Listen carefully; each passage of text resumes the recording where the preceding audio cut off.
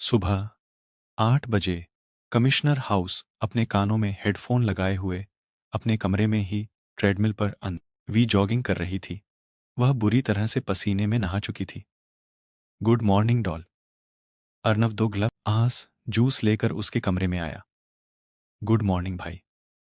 अनवी treadmill का switch off करती हुई बोल आज फील्ड में नहीं गई। अर्नव बेड पर से तौलियां उठाकर अनवी को देते हुए पूछा। नहीं, कल ना नाइट ड्यूटी थी, सो सुबह लेट हो गया। पर आप भी तो रात में घर पर नहीं थे, शायद आपकी भी ड्यूटी थी। फिर इतनी सुबह पसीना पोंछकर अनवी ने तौलियां बेड पर फेंका और टेबल पर से जूस उठाया। एक गिलास अर्नव को और दूसरा गिलास खुद लेते हुए पूछा। आपने मेरी बात का जवाब नहीं दिया। मैं तो बस तू जैसे कुछ बात करने आया था। हाँ तो बोलिए ना, क्या परेशानी है भाई? परेशानी क्या होगी, मैं तो बस ये देखने आया था कि तू फ्री है या नहीं। भाई मैं तुम्हारे लिए हमेशा ही फ्री होती हूँ, जब तक कि तुम्हारे ला इफ में कोई और नहीं आ जाता। अनवी ने जूस का सिप लेते हुए कहा। तब तो ठीक है। फिर अगले ही पल जब अर्नव को अनवी की बात समझ में आई तो उसने अनवी को घूरा। मेरी लाइफ में कोई आएगा और बिजी तू हो जाएगी, ऐसा कैसे? अनवी मुस्कुरा दी। अब फटाफट बता दो कि परेशान क्यों हो। तू समझ जाती है ना भाई, यही तो मैं नहीं समझ पाती। हम दोनों का बचपन भी एक साथ न ईन बीता, दोनों ने अपनी जिंदगी अलग अलग बिताई। फिर भी देखो, यह दिल से दिल तक का ऐसा कनेक्शन है जो हम दोनों को एक दूसरे से जोड़ देता है। आज मैं तेरे बारे में जानना चाहता हूं, जन्म से लेकर अब तक की तेरी सारी बातें, जो मुझे नहीं पता। पंछी से अनवी बनने तक का तेरा सफर। ऐसी भी कोई स्टोरी नहीं है भाई? अनवी नजरें चुराती हुई बोली। जो भी है, जैसा भी है, पॉट बता देना। बहन खोल दे अपने दिल के दरवाजे। कब तक इस तरह दर्द में जिएगी तू? अब कोई दर्द नहीं भाई। दर्द तो उन लोगों को होगा जो मेरी इस हालत के जिम्मेदार रह है। कहीं ना कहीं हम भी तो तेरी इस हालत के जिम्मेदार हैं, अर्नव ने कहा। मतलब मैं, मम्मी, पापा। क्या तुझे नहीं लगता कि तेरी इस हालत के जिम्मेदार कहीं ना कहीं हम भी हैं? अनवी मुस्कुरा दी। बीती बातें भूल जाओ भाई। पहले मुझे भी ऐसा ही लगता था और इसी कारण तो मैं पापा से कभी बात भी नहीं करती थी। पर फिलहाल तो अभी मेरे टारगेट बड़े पापा के हथियारे हैं। खैर छोड़ो, तुम जो बताने आए हो मुझे वो बताओ। प्रॉब्लम क्या है तुम्हारे हॉस्पिटल में? कहीं कोई ऐसी तो नहीं मिल गई जिसने इस दिल का एक डॉक्टर को दिल का मरीज बना दिया है? अर्नव के दिमाग में उस लड़की का साया आकर लहरा के चला गया। पर अभी जो वो अनवी को बताना चाहता था, उस लड़की से ज्यादा इंपॉर्टेंट था। हॉस्पिटल में कुछ ना कुछ ऐसा तो जरूर हो रहा है हमारे हॉस्पिटल में, जो कि इलीगल है। जैसे कि ऐसे कि जो दवाइयां आ रही है वो स्टोर रूम में रखे जाते हैं। मुझे ऐसा लग रहा है कि दवाइयों के सप्लाई में ड्रग सप्लायर इलीगल ड्रग्स भी डाल रहा है। और तो और मोर्चरी में भी कुछ हो रहा है। मतलब कि पोस्टमार्टम के दौरान। तू मेरी बात समझ रही है ना?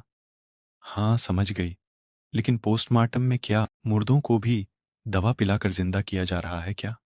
पागल हो गई है क्या? मुर्दों को भला कैसे जिंदा किया जा सकता है? अर्नव बोला। तो फिर क्या मुर्दों के अंग निकालकर बाजार में बेचे जा रहे हैं? अनवी ने आराम से पूछा। पता नहीं। वैसे हमारा हॉस्पिटल तो एक प्राइवेट हॉस्पिटल है, फिर भी यहां पर पिछले कुछ महीनों से लगातार लावारिस लाशों का पोस्टमार्टम हो रहा है। और सबसे तो सोचने वाली बात है कि अब पोस्टमार्टम केवल रात के समय में होता है। लाशें भी लगभग करीब 10-11 बजे आती है और 1 या 2 बजे ले चले जाते हैं। सारा काम रात के अंधेरे में कोई ना कोई में फंसा हुआ है।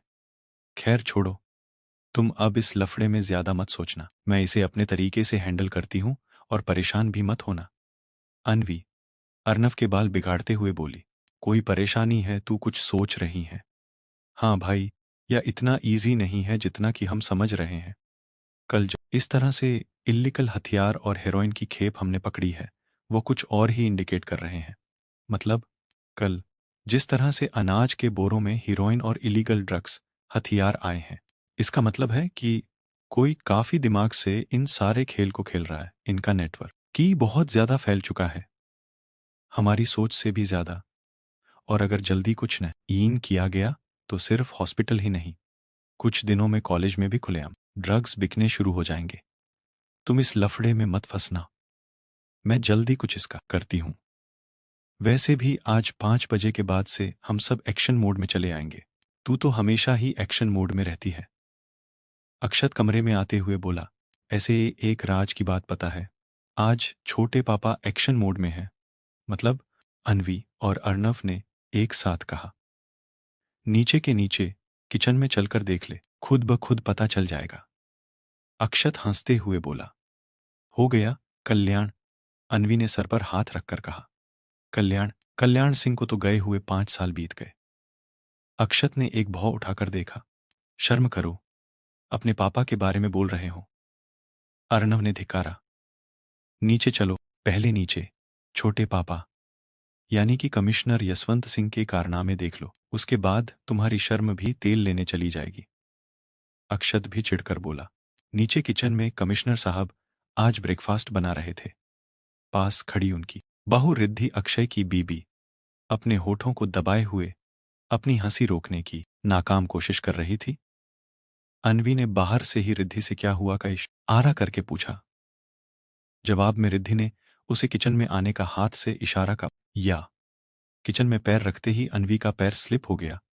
गिरने से पहले ही कमिश्नर साहब ने उसे हाथ से पकड़ लिया। अरे बच्चा, किसने तुम्हें रसोई में अंदर आने को कहा? अभी तुम्हें चोट लग जाती। हम सबका नाश्ता बनाकर बाहर ले आ रहे थे ना। कमिश्नर साहब ने बड़े प्यार से बोल आ। अन्वी ने एक नज़र रसोई घर की हालत पर और एक नज़र कमिश्नर साहब के होल ये पर डाली। रसोई की फर्श पर जहां कहां आटा गिरा हुआ था, आलू प्याज लहसुन के छिलके पूरी तरह से बिखरे पड़े थे। आटे से भरा स्लैब पहचान में भी नहीं आ रहा था। फर्श पर आटे के ऊपर पानी गिरने से पूरे रसोई में फिसलन की स्थिति पैदा हुई थी। खुद कमिश्नर साहब की वाइट शर्ट पर हल्दी आटा तेल के दाग लगे हुए थे और तो और कुछ आटा उनके सर पर भी लगा हुआ था। अन्वी ने एक आंख उठाकर कमिश्नर साहब की तरफ देखा। ओहो, हम बनाने की कोशिश कर रहे थे तो हो गया है। हम आपकी मां की तरह एक एक्सपर्ट थोड़े ना है। अन्वी को इस तरह रसोई का जायजा लेते हुए देख कमिश्नर साहब ने सफाई दी। पहले कमिश्नर साहब जब भी गांव पर जाते थे तो आवित्री की मदद से सुबह का नाश्ता अपनी प्यारी बेटी पंछी के लिए दोनों पति पत्नी मिलकर इसी तरह से बनाते थे। भले ही पंछी उनसे बोलती ना हो, पर अपने तरीके से वह पंछी को मनाने में कोई कसर नहीं छोड़ते थे। ये भी कमिश्नर साहब के सीने से बिल्कुल बच्चों की तरह लिपट गई, जैसे उनकी खुशबू को अपने अंदर तक उतार रही हो। कमिश्नर साहब अन्वी की भावना समझ रहे थे। अन्वी अपनी मां को भी उनमें आज पा रही थी। उन्होंने बड़ी प्यार से अन्वी का सिर सहलाया और उसके माथे को चूमते हुए कहा, हम उनके जैसे नहीं हैं, पर हाँ, कोशिश तो कर ही सकते हैं। यू आर द वर्ल्ड एल्ड बेस्ट पापा। अन्वी उनसे और जोर से चिपक गई। तभी दरवाजे से जोरदार हंसने की आवाज आई। दरवाजे पर अक्षय, अक्षत और अर्णव खड़े थे। नॉट फेयर पापा, हम भी हैं, अर्णव बोला। यस छोटे पापा, हम भी लाइन में ही खड़े। ये है, अक्षय ने मुंह बनाया। हाँ, तुम तो सबसे पहले चले आना, एक बेटे का बाप हो गया है। फिर भी इसके बच्चे जैसे करतूत है। अम्मा आज ही पीछे से आती हुई बोली, अरे बबुआ, आप रसोई में क्या कर रहे हैं? कमिश्नर साहब को रसोई में देखकर उन्होंने पूछा। फिर एक नजर उन्होंने अक्षय पर डाली। तुम्हारी महारानी जी उठी है या अभी तक बिस्तर ही तोड़ रही हैं? किचन में साइड खड़ी रिद्धि उनकी नजर में नहीं आई थी। अब तक वो अक्षत अपने भाई की दुर्गति बनत देख अभी हंसने को हुआ था कि अम्मा जी ने एक जोरदार धौल उसकी पीठ पर दिया। तुम तो खाली मुंह दबाकर हंसते रहो, ये नहीं कि जाकर अपनी महारानी जी को ले आए। अब कितना कितना दिन रहेंगी? नैयहर उनके गए हुए आज 3 दिन हो गए। तुम तो ऐसे कह रही है वो जैसे 3 दिन भी 3 बरस बीत गए हो। अरे अम्मा, कुछ तो आजादी की सांस ले लेने दो हम, अक्षत में मिनमिनाता हुआ बोला। कान खोल कर सुन लो, अगर आज सांझ को बहुरिया को लेकर घर में नहीं आए तो तुम्हारी भी आजादी हो गई है, इस घर से समझ लेना। कहकर उन्होंने रसोई घर में एक कदम रखा ही था कि पीछे से अक्षय ने उन्हें खींच लिया। अरे हम माँ जी, हमें तो एक बेटे के बाप बनने पर अक्ल नहीं आई, प्लॉट को तो 2 बेटे की माँ होने ए पर भी अक्ल नहीं आ रही है। दिख नहीं रही, आज छोटे पापा रसोई में होली खेल गए हैं। अगर आपको रोका ना होता तो आप अभी छोटी माँ के हॉस्पिटल पहुंच गई होती। अपने आप को पीछे एक ही ओर खींचे जाने पर अम्मा जी ने कड़ी नजरों से अक्षय को घूरा तो बेचारे ने शकपकाते हुए सफाई दी। हाय दया! रसोई की हालत देखकर अम्मा जी के मुंह से निकला। और ये तुम वहां खड़ी खड़ी मुंह का देख रही हो? तनी को लाज शर्म बाकी है कि वह भी घोल कर गई हो। तुम्हारे ससुर जी रसोई में खाना बना रहे हैं और तुम मुंह पर हाथ दबाए हुए सो रही हो। अम्मा जी ने रिद्धि को लताड़ा। अरे भौजाई, तुम उसको क्यों बोल रही हो? वह तो हमने खुद रिद्धि बहू से कहा है कि आज अपने बच्चों के लिए हम नाश्त खुद बनाएंगे। चलो बैठो, हम तुम्हारे लिए भी लेकर आते हैं। कमिश्नर साहब ने अक्षय को इशारा किया अम्मा जी को डाइनिंग टेबल पर ले जाने के लिए। चलिए दुल्हन, आप भी नाश्ता कर लीजिए, यह सब कुछ मेड साफ कर लेगी। कमिश्नर साहब ने रिद्धि से कहा, पापा आप चलिए, हम आते हैं। कमिश्नर साहब किसी तरह से खुद को बचाते हैं वी को संभाल कर लेकर किचन से बाहर आए। इन दोनों के बाहर जाते ही रिद्धि ने अपने सर से पल्ला उतार कर कमर में खोंस लिया। चल बेटा शुरू हो जा। आज नाश्ता बनाने में तो मेहनत नहीं लगा, लेकिन रसोई साफ करने में दोपहर के खाने का टाइम जरूर हो जाना है। गैस के पास आपका नाश्ता रखा है, हाँ जरूर कर लीजिएगा। दरवाजे से मुड़कर पीछे मुड़कर कमिश्नर साहब ने रिद्धि से कहा। रिद्धि हैरान हो गई। बाहर आपकी सास आपके साथ बैठकर खाने में आपके साथ हमारी भी सांस ही दबा देगी। अनवी ने हंसते हुए कहा, पर पहले नाश्ता जरूर कर लीजिएगा, बाद में सफाई। मैं मेड को भेज रही हूं। डाइनिंग टेबल पर रिया पहले से ही बैठी हुई थी। अम्मा जी जाकर उनके बगल में बैठ गई। कमिश्नर साहब ने सबको प्लेट सीधी करने का इशारा किया और खुद सबकी थाली में खाना परोसने लगे। हाँ हाँ, पहले तो तुम ही अपना प्लेट सीधा कर लो, कभी बनाकर कुछ खिलाई नहीं हो, लेकिन खाने में सबसे आगे रहती हो। अरे कुछ शर्म कर लो, मर्द बनाकर लाया है तो कम से कम उसकी परोसने में तो मदद कर सकती हो। अम्मा जी ने यह को अब आड़े हाथ लिया। अरे भौजाई, खाने का टेस्ट क्यों खराब करती हो? खाकर बताओ कैसा बना है। और हाँ, तुम्हारी देवरानी ने ही हमें बनाना सिखाया है, आलू की तरकारी और दाल भरी पूरी। शादी के बाद इंसान को तो जो नहीं आता है सीखना पड़ जाता है। हाँ हाँ, पता है इसी को खिलाने के लिए आप पंछी की माँ से आलू की सब्जी और दाल भरी पूरी बनाना सीखे थे। ओ पंछी की माँ बेचारी कितनी अच्छी रही, हर गुण में आगे। और एक ये है, अरे कितनी बार मना किया है कि घर में सफेद कोट पहन के तो मत घुमा करो, पर पता नहीं कौन सा लगाव है सफेद रंग से। अम्मा जी कहाँ की बात को कहाँ ले जाती। उससे पहले ही तभी अक्षत ने अपनी थाली में सब्जी के आलू को मसलते हुए कहा, सब्जी बनावे गईलू रहे, गईल कांचे। अलुआ दबावला पे ठारियां में नाचे। अक्षय भला कैसे पीछे रहता। दोसर घरे रहतू त सास गरियावती, मार बेलना तो है सरियावती। सरिया दी ही हम तोहरा के। कमिश्नर साहब ने कलछी से एक जोरदार चोट लगाई अक्षत के पीठ पर। ससुर के नाती खुद तो चाय बनाने का भी सहूर नहीं है, चले हैं अपने बाप को सिखाने। बचाओ री अम्मा, अक्षत चिल्लाया। का हे खाली खाना खाइबा, मारना। अरे तोहारा के सवेरे दो कलछी सांझ दो कलछी, बिना सोचे दिए दे। वह तो सुम एर सिंह की मत मारी गई थी, जो अपनी गाय जैसी बेटी तुझसे बांध दिए, वरना इस सहूर पर कोई बेटी भी ना देता। और मत मारने वाली रही वह पंछिया, सबसे लड़ गई तोहरे खातिर। वह रहती तो हम भी देखते कैसे तुम अपनी आजादी का जश्न मनाते। मेहरी को नैयर भेज के अब जाकर सांझ को लिया लाना, वरना घर में ना आना। अक्षत के दूसरे किनारे अम्मा जी बैठी थी। उन्होंने भी एक मुक्का जोरदार अक्षत की पीठ पर लगाया, बिना भाव का सुनाना शुरू कर दिया। तू कहाँ भागत बाला, अब तोहरे नंबर हूँ। अनवी ने अक्षय की तरफ इशारा किया जो कि अक्षत को पिटता देख भागने के फिराक में था। खाना वाकई में टेस्टी बना था। इस तरह हंसते मुस्कुराते सब लोगों ने अपना नाश्ता फिनिश किया। कमिश्नर साहब की आंखों में आंसू थे। पंछी ने अपने हाथों से एक कौर उन्हें खिलाया और दूसरा निवाला रिया ने। फिर सब ने उन्हें अपने हाथ से खिलाया। पता है मुझे 4-4 बच्चों का बाप हूं, कमिश्नर साहब हंसते हुए बोले। कमिश्नर साहब ने अपनी बाहें खोल दी। चारों बच्चे उनसे लिपट गए।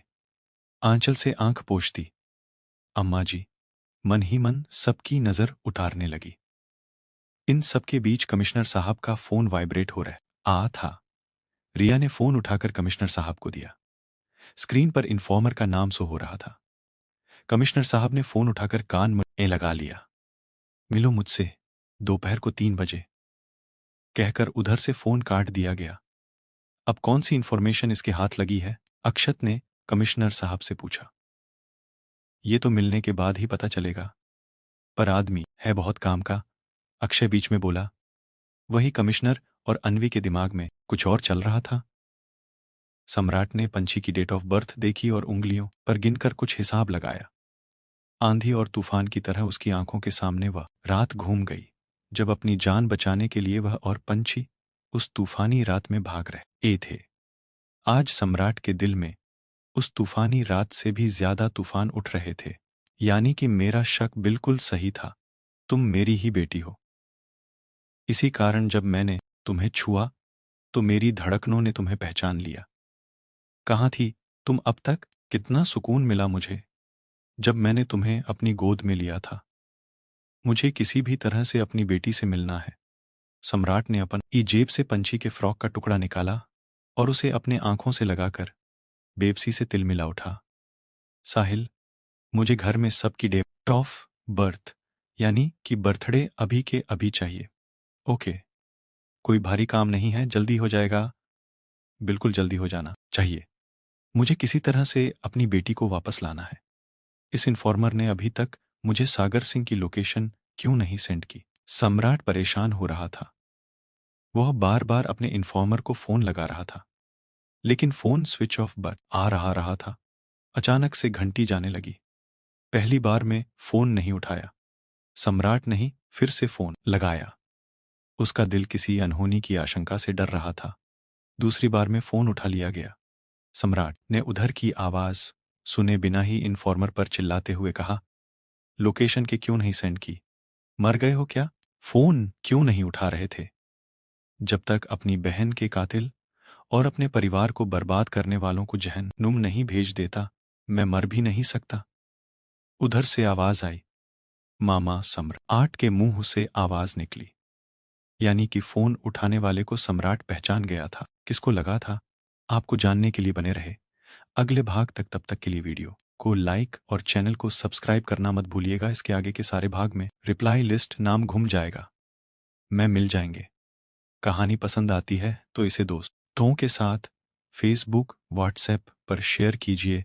सुपर थैंक्स के माध्यम से कीजिए और चैनल को सब्सक्राइब और वीडियो को लाइक करना मत भूलिएगा। हर हर महादेव।